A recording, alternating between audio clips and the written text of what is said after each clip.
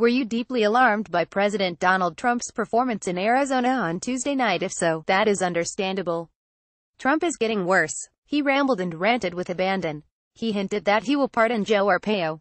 He escalated his attacks on the media, accusing them of misrepresenting his response to the violence in Charlottesville. Yet he also doubled down on his defense of Confederate monuments, claiming that they are trying to take away our heritage and our history. Emphasis added. All of this appeared to signal a growing contempt for the rule of law and an increasing indifference to the health of our democracy and institutions, and to his own responsibilities and duty to the public to try to calm the antagonisms unleashed in Charlottesville's aftermath. If anything, at this difficult moment of national introspection, Trump conspicuously sought to further inflame those antagonisms.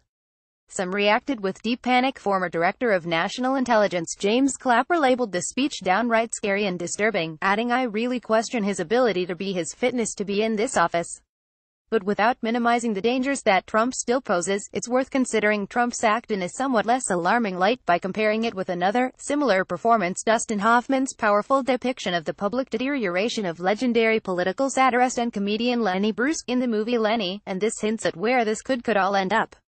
It is true that Trump's performance did energize the crowd at key moments, such as when he hinted that the Arpaio pardon is coming and when he attacked the media. CNN sucks, chanted the crowd. But the Post's Jenna Johnson captures another side of the audience's reaction with this memorable description: as the night dragged on, many in the crowd lost interest in what the president was saying.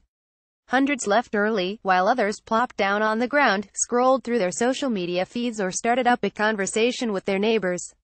After waiting for hours in 107-degree heat to get into the rally hall where their water bottles were confiscated by security, people were tired and dehydrated, and the president just wasn't keeping their attention.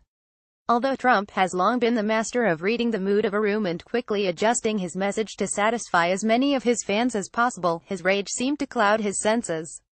Obviously, the comparison between Trump and Lenny Bruce, as portrayed by Hoffman, is imperfect in all kinds of ways. But not in this one way. Bruce was arrested for various low-level charges, including obscenity and drug possession, and in the movie Lenny, Hoffman depicts Bruce's later performances as public displays of increasing grievance, resentment and self-absorption over his legal plight, and deteriorating awareness of his audience. In one of these, Bruce is muttering to himself unintelligibly as audience members shift uncomfortably and begin to leave. "Where you going?" Bruce says, despairingly. Then he slips into sardonic self-pity over his persecution for obscenity. "Hey, where you people going? Oh, come on, man, I haven't even said expletive depicting sexual act yet." In another, Bruce is reading to his audience from documents involving his legal troubles, and he is so deep in the legal weeds and in his self-absorption that people again begin leaving. "Oh, come on, man," Bruce says to the departing patrons. "Where you going?" "No, I don't wanna do tea." And there were hints of this sort of deterioration from Trump on Tuesday night. There was the self-pity, the self-absorption, the outsized resentment and grievance. And it could get worse. Senate Majority Leader Mitch McConnell, Republican in Kentucky, reportedly has confided that he isn't sure Trump's presidency can be saved. Degenerating relations with congressional Republicans could imperil other pieces of his agenda, leading to more anger and frustration. Special counsel Robert Mueller's probe continues, meaning more revelations lie ahead. Tuesday night, Trump actually read aloud from his previous comments on Charlottesville, just as Bruce did from his legal documents, to illustrate how unfair the media is being to him. It's not hard to imagine the dynamic that Johnson describes above getting worse over time, with Trump increasingly wallowing in the details of his persecution while his audiences increasingly lose interest. To be clear, Trump still commands immense control over the news cycle, which means he could very well turn things around. And whatever is to be on that front, I don't want to minimize the dangers Trump still poses. It is horrifying that Trump continues to stoke racial division for what appear to be deeply cynical purposes, as former chief strategist Stephen Bannon openly revealed to be the case.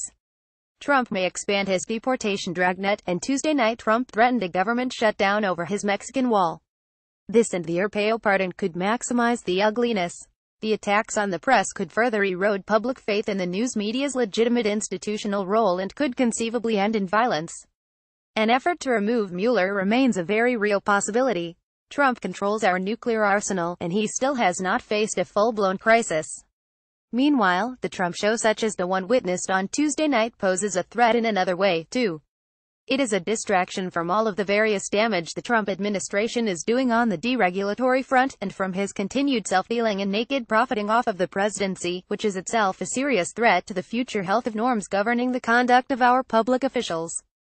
But for all that, further deterioration into an increasingly buffoonish and self-absorbed figure again, with apologies to Bruce for the imperfect comparison, also remains a possibility.